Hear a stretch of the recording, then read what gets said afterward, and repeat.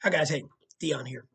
Um, I want to first say I give thanks to God for every single thing He's ever done for me, and I thank each of you for your continued support of our youth sports ministry, Hope on a Basketball, and Building Believers. Hey, several years ago, I wrote some things from my heart because I love to write, and I want to share them with you.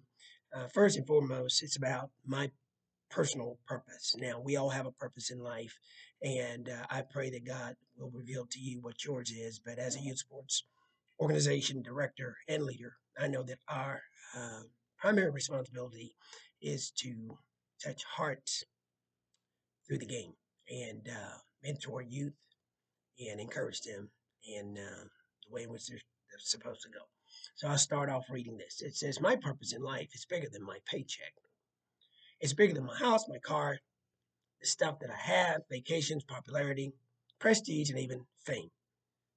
My greatest joy comes from serving the needs of children, teenagers, young adults, families, and communities who have needs that are bigger than anyone else knows. Kids who are hurting, who lack self-pride, self-worth, self-confidence, who need godly advice and counseling and even hope. That's part of my purpose, or our purpose. After 30 years, I continue to see, feel, and hear the presence of the Lord saying, I gave you a purpose, now continue to abide in it. All right, so let me repeat that. I continue to hear and feel the Lord saying to me, I gave you a purpose, now continue to abide in it. Okay. Below is an email from a kid that I recently took some extra time to work with because I could feel his or her despair from always losing, not being picked, getting cut, and lacking hope in the world of sports. So this is what I received by email. Dear Coach Deon, thank you for all the time you put into helping me get ready for tryouts. I made the team, and I know I couldn't have made it without you and God.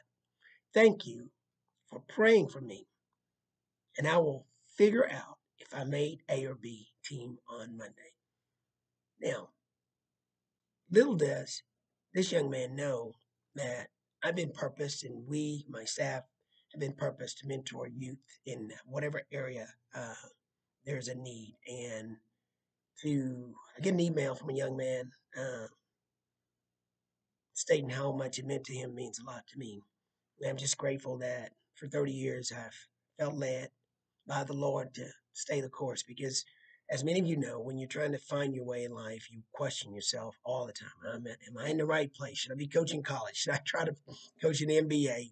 Should I be working for a company? What should I be doing? Well, this is what God has predestined me to do, and I know it without a doubt because I keep seeing the fruit of our labor. And as God has called me also to make disciples of men, the young men and women that come in here and work tirelessly with me, they too have learned and have started to produce fruit working with children, and I'm so grateful.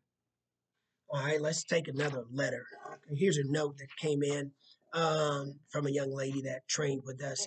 Thought it would be fun for you to receive a graduation announcement. I'll always remember my many years out at HHB Gym. So this is a young lady that graduated from Texas A&M. Pretty nice. Um, Here's an interesting one. I'll try to read it quickly. Someone wrote an essay. All right, it was addressed to building a believer. It says, exhausted, I waited for the next pass. Breathing heavily, I thought to myself, this is terrible. When is it going to be over? At that moment, I heard a voice that revived me from my weary state. Hard work is never easy, but it's worth it. It came from basketball trainer Deon Hunter. I had been attending his workouts for over 8 years, and during every workout, I fell into a fatigued state because the workouts were so hard. However, in every workout, no matter how tired I was, he was always there to push me through my adversity and encourage me to rise above it. In the fourth grade, my dad brought me to a gym in Roanoke, Texas, in the country. When we entered the gym, I saw a sign that read Building Believers, and I could feel the sweltering heat of the gym with no air conditioning.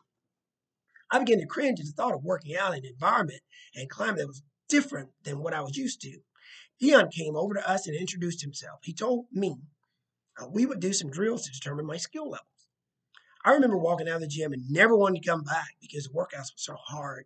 My dad told me that I could stop if I wanted to after the first few sessions because we'd already paid for them.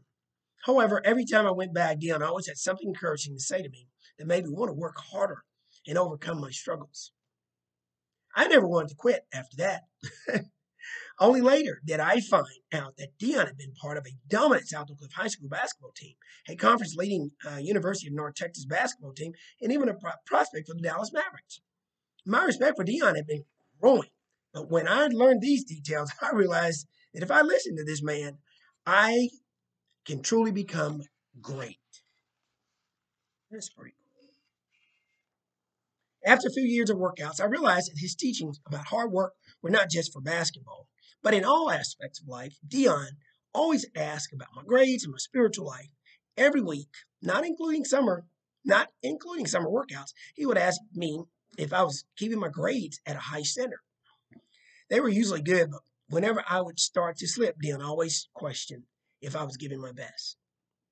He would then advise me that basketball can only take me so far, but it was my education that would make me successful.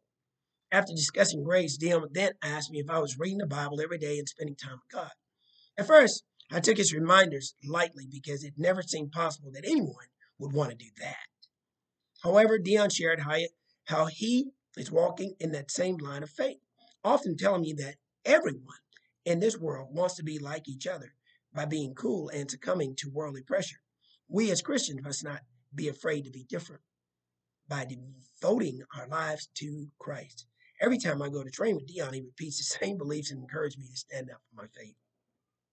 Many think that Deon's goal is basketball training. However, his real mission is just like his company's name, to build believers in Christ. Not only does Deon continue to inspire me, he is also an example I can model my life on. Now, when I'm on the court, in the classroom, or anywhere in life, I know that I have a strong foundation and I can persevere through any strife. Through Deon's teaching, I have become a believer. Wow, that was pretty cool. Did you like that? I did. I'm amazed at what comes through here. We in here have a heart for sowing into the lives of children. It doesn't matter what walks of life they come from. And our goal is to build believers, build children up, build families up, build communities up. And for now, 30 years, it's been a labor uh, that's been a lot of sweat equity. And I'm so thankful and grateful to God and as well as each of you for your continued support. And we've got a long way to go. We're by no means ready to stop. And I want you to understand that, what God has called me to purpose in life is being implemented right now. It's being done and carried out. It's really about kingdom building. And I can't thank you enough for your support, financial support, your prayers, sharing, um, organization with others because we don't do a lot of advertisement.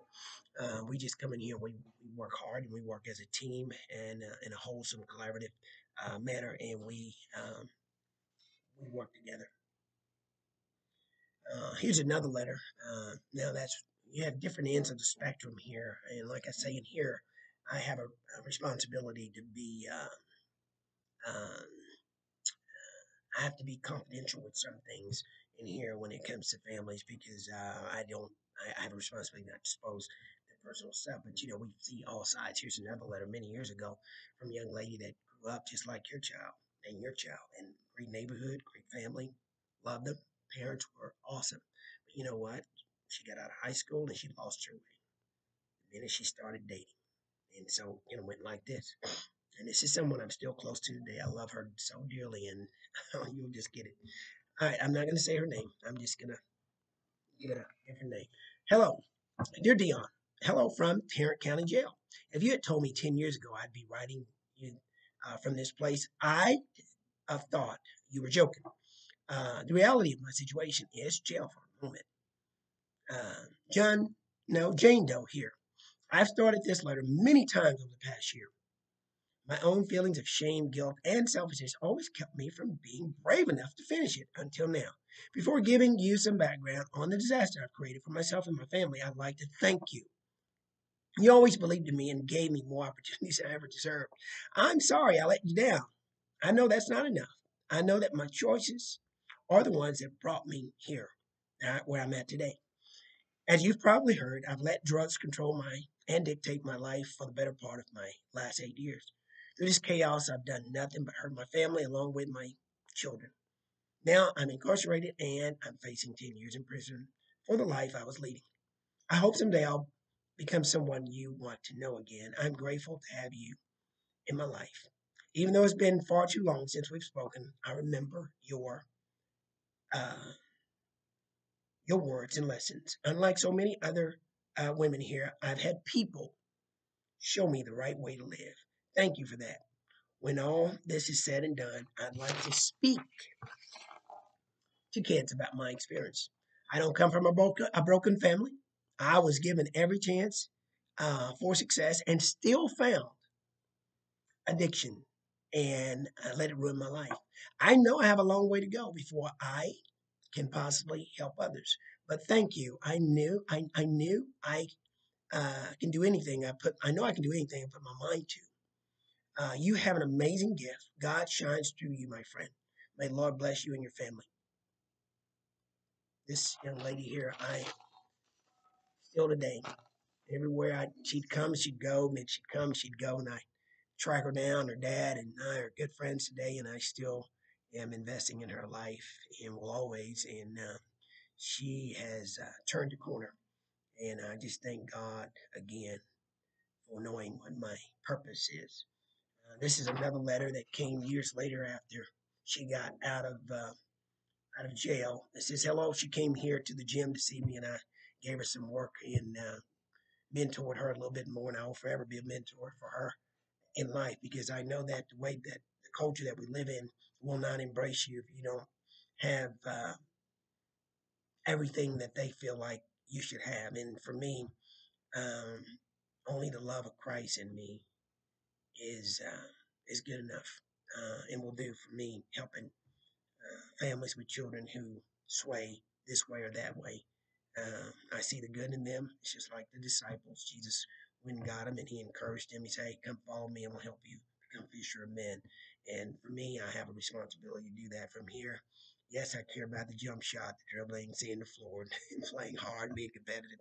But more importantly, I know that if you have a good family, Satan is going to be trying to get one of your children, if not the mother or the father, to lose their way. And I've been there, I've been down those roads, and I just thank God now. And my responsibility is to be a good shepherd and to convey to all of you that God, He's faithful and He's forgiving, He's loving, and we are to shepherd one another. So here's another one. Hello, friend. I'm so sorry I've been MIA. Just remember, I told you I wasn't going out like that. Smile. Life isn't lost, just need to have a sit down with my voice of reason. You. Love you, miss you. We'll be back very soon. Always in my prayers. And you would think that when someone loses their way, they go into jail, and because of drugs and alcohol, that they don't know the Lord. They remember the Lord. It's just that we, those of us who love the Lord, who seemingly have it together, we must remain unconditionally loving to them while they go through different storms.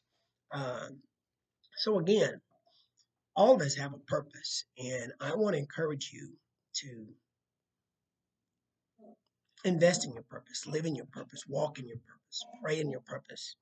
Don't be afraid to step out into your purpose wholeheartedly. And because God has a plan for you, and He will drop seeds in there. And I just want to thank you for supporting us throughout the years and through our not-for-profit organization, Building Believers, which I continue to pray to God. What else do you want us to do? And He hadn't fully given me that, but that's okay because the little things that we do, they are like a mustard seed that grows into big trees. These things that you're seeing me talk about, there are thousands of letters like that. I don't talk about them as much as I probably should, but I know that we are making a difference in every little thing that you do to support us through our Building Believers not-for-profit organization will go towards continued growth and development of kids, youth sports, out into communities and families, and the ministry. So again, about my purpose. I'll restate this. My purpose in life is bigger than my paycheck. It's bigger than my house, my car, the stuff that I have, vacations, popularity, and even fame. My greatest joy comes from serving the needs of children, teenagers, young adults, families, and communities who have needs that are bigger than anyone else knows. Kids who are hurting, who lack self pride, self worth, self confidence, who need godly advice and counseling and even hope. Again, after 30 years, I'll continue to see, feel, and hear the presence of the Lord saying, I gave you a purpose. Now continue to abide in it. And I want to say to you, if God's given you a purpose, continue to abide in it. So, if you're like me and you know your purpose, continue to serve. It's the greatest challenge, yet rewarding work you could ever do for others. A life of giving. Deon, signing off.